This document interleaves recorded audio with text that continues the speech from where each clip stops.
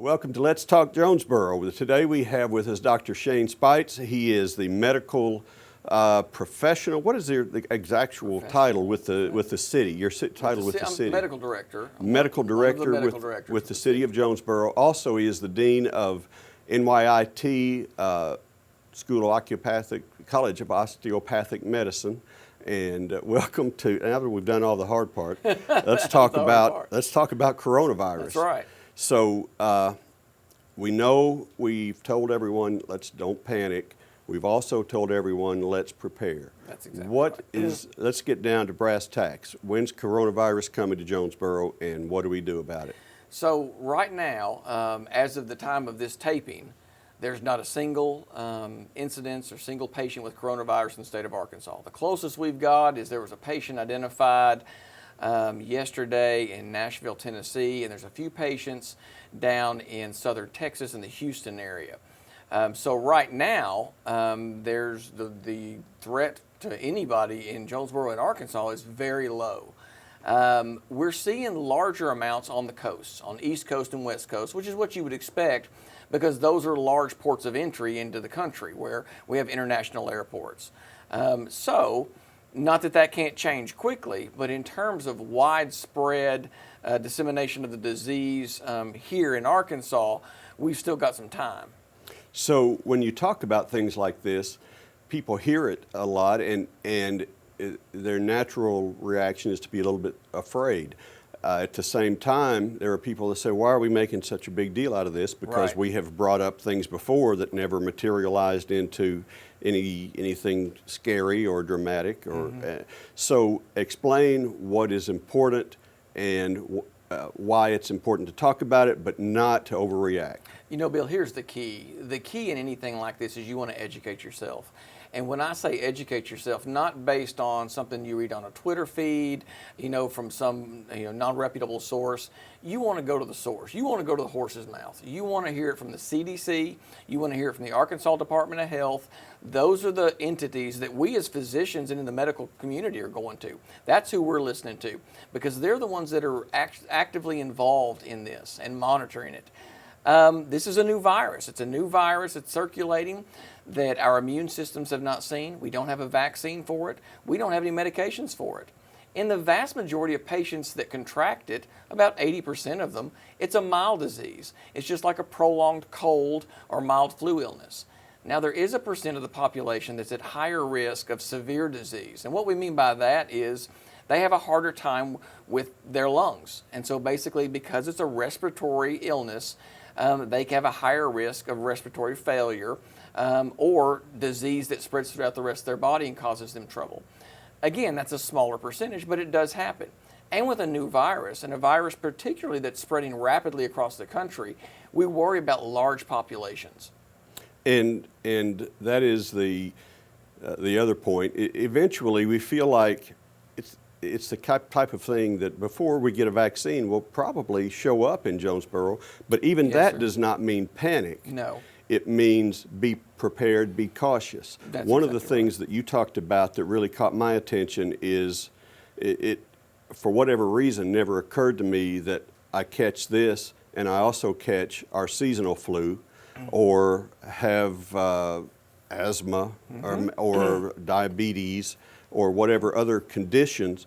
That's when it's not just a cold, right? Absolutely. And so when we talk about a new virus that the human body hasn't seen before, what's the best way to protect yourself? Well, the best way to protect yourself is to be as healthy as you can. And that includes having your flu shot. The flu shot won't protect you from the coronavirus, but it will help protect you or reduce your symptoms of having the flu. And you want your body in the best shape it can be when it comes in contact with this new virus. And so if you're a diabetic, making sure your blood sugars are controlled. If you're a patient that has a heart disease, make sure you're taking your medications regularly. All of these things will help you be in the best shape that you can be in so that hopefully you're not one of those that has a severe reaction to this virus. And illogical as it might seem to those who are more inclined to panic, like me, it's not good to sit in the house and hide from the world. It's good to get out and exercise, get some sunlight, maybe mix in a green vegetable. Yes, sir. Or two. and take my regular medicines, go Yes, see my doctor when I need to. When do you decide, hey, this cough is something I need to see my doctor about? Okay, so you're talking about for the coronavirus or just in general? Well, both. Okay. Because we can't distinguish right now, right? You're right. Right now, the coronavirus looks very much like the same symptoms you would have for the flu, for our seasonal influenza. One of the things that we're noticing with the coronavirus is a high fever. And so typically patients are getting high fevers early in the disease, and then it runs its course like seasonal flu. Now, for those individuals that have a more severe reaction to it, they may continue to have trouble breathing. It may result in things like chest pain, fatigue, weakness, continued fevers. Those are things that for sure you want to see your physician about. But we do expect at some point this coronavirus will be moving and be more widespread across the country. We're really kind of to the point where it's not a matter of if, but a matter of when. Our hope is, though, that again, that it continues to play out the way it is, and the vast majority of individuals that get infected only get infected with a mild disease. And that's the best case scenario. And, you know, when I was a younger man, I never thought about a flu shot. Now I get my flu shot every year. If you work in a group setting, it's probably smart to have a flu shot. Absolutely. But it's more important than ever when you have a virus circulating that we don't have a cure for. Right. And explain that. In terms of the need for the flu shot or the... Yes. Yeah, so what goes on there is we do have some things, as you're talking about, that you can actually take a vaccine for that will reduce your risk of. We have a pneumonia vaccine. We have the flu vaccine. The last thing you would want is to get the flu because you didn't take the flu vaccine, and then on top of that, get the coronavirus. Now your body's fighting two different battles at one time. That's going to be hard, and that's going to increase your risk of having a complication if you're fighting off multiple diseases at one time. And so when in the healthcare profession, that's what we mean by you want to be as healthy as possible, that's what we're referring to. Any chronic diseases that you have, you want to make sure they're being managed appropriately. You protect yourself from the flu by getting your flu shot. We can't say enough about hand washing. I know that most viewers that have heard me over the last several years, I'm kind of a nut about that, but I can't say it enough. Hand washing, hand washing, hand washing. That's so important to reduce the risk of passing on any disease, but certainly this infection from person to person. Because even though individuals may get a mild case, the problem is they can still shed the virus. They can pass it on to somebody else who maybe can't get over it. Somebody you're sitting next to in church, or somebody at the grocery store. An elderly patient who has more of an immune system that's not as active as somebody who's younger. You just never know. Right. And we're Southern. We like to shake hands. We like to hug. Yes, sir. How are we? Are we literally supposed to not do that now? So, right, you're not. We're supposed to bump elbows. All right. Or I think Trey Stafford prefers the foot one. I would like to step on Trey's foot, so we'll just do that way. He wanted to do that yesterday, so Trey and I did the foot bump. Oh man, I can't step on him fast enough. That's good. Yes, we are certainly encouraging not using your hands, not shaking hands. It's truly amazing when you look at how much bacteria and infectious agents are on your hands, and then you touch your face or you touch someone else. As you said, our Southern culture, you know, we're just good people. We want to shake hands, slap people on the back, give people a hug. It's hard. But this is a time where we need to kind of back off on that because it really can make a difference in the spread of the disease. And again, you don't want to get people infected that could have a higher risk of a complication. And we hear all these things, but we never do them because we live in a great nation where everybody takes care of us. Yes, so that, sir. you know, we count on some things, we take some things for granted. And but your phone every day, you touch it constantly, you touch something else, you touch your keyboard. Right. Now we need to think a little bit, maybe not incessantly, but a little bit about wiping those things down, right? Absolutely. Keyboards, doorknobs, things of that nature. In terms of how long the virus can actually live on a tabletop or a phone, we're not quite sure. The best estimate right now is that it could live for about 48 hours. And so, I mean, somebody else could come along and touch that same table and actually get infected. We're not quite sure right now how long somebody can actually pass the virus on before they have symptoms. So that's worrisome.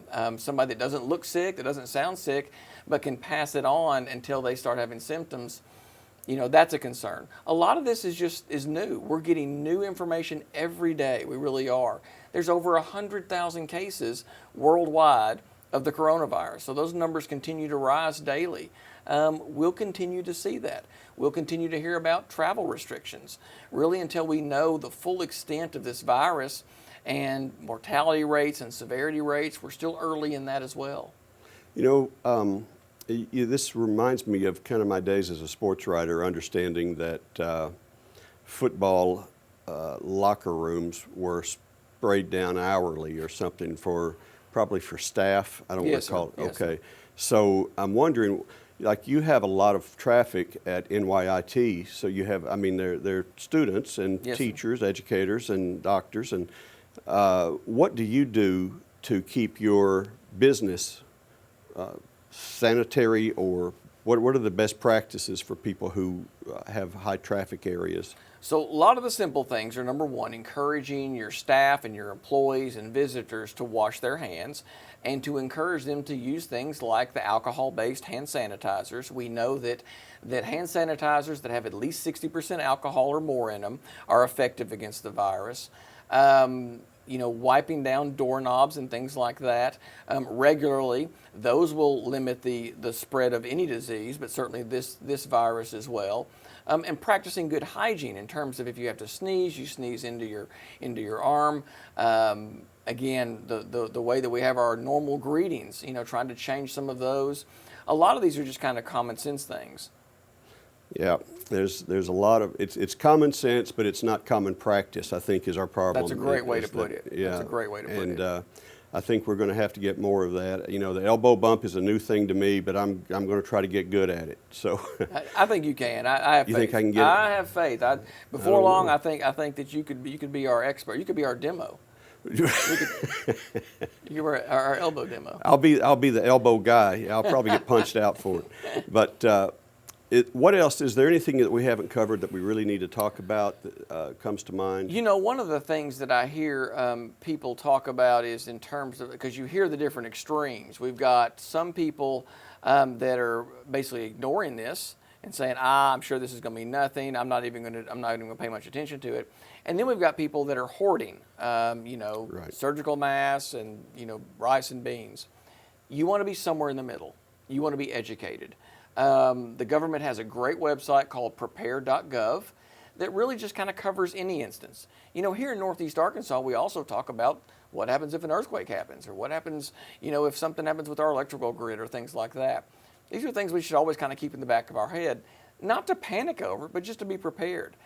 If something happened and you had to stay at home for 14 days, do you have enough food to hang out at home for 14 days? Luckily, we've got a great southern community where I could probably call somebody from church to drop by some eggs and bread if I needed to.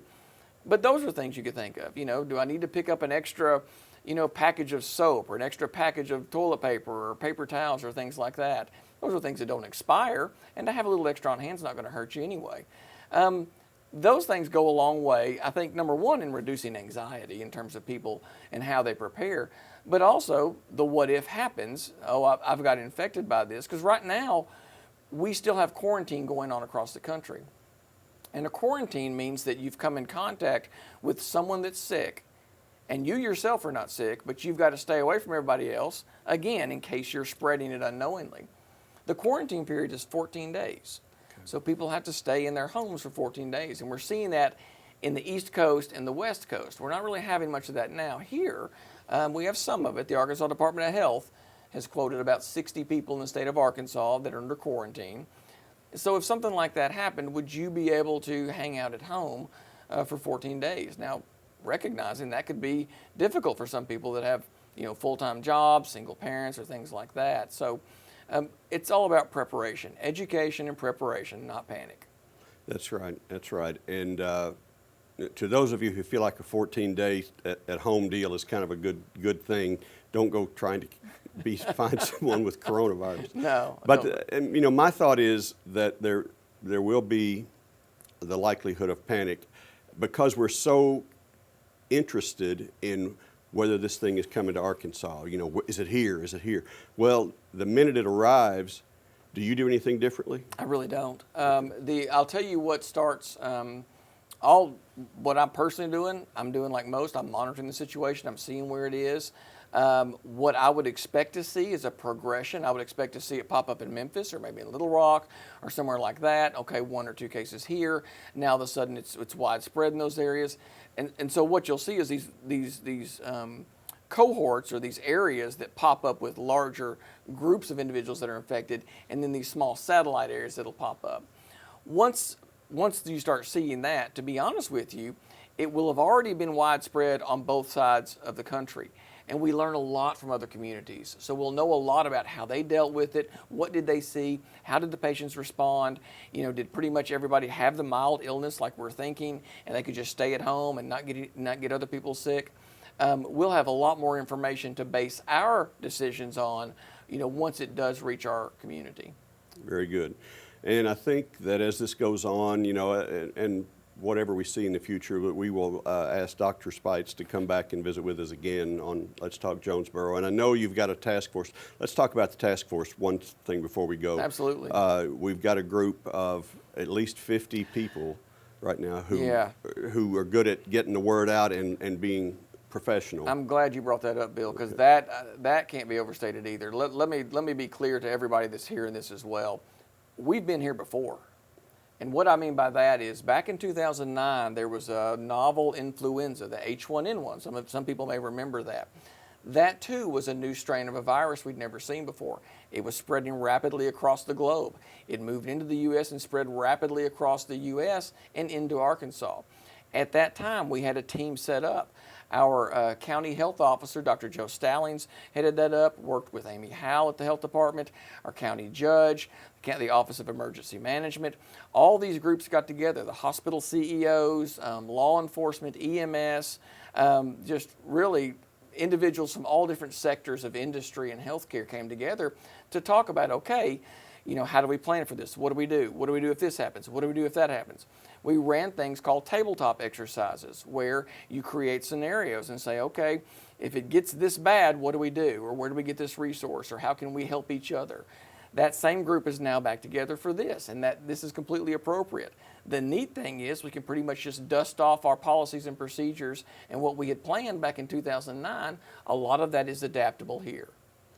That's perfect, and that is a perfect, I think, conversation that we've concluded. And again, we will probably have a deeper conversation as this progresses. So, because we do expect this to be around for a little while, because it takes, how long does it take to find a vaccine? Unfortunately, right now, from all the different specialists, we're thinking it's going to be about a year. It'll be about 12 months to actually get a vaccine created and in enough supply so that everybody can get it. Very good, very good. So there you have it, folks. We will talk to you about the coronavirus again on Let's Talk Jonesboro. Thank you, sir.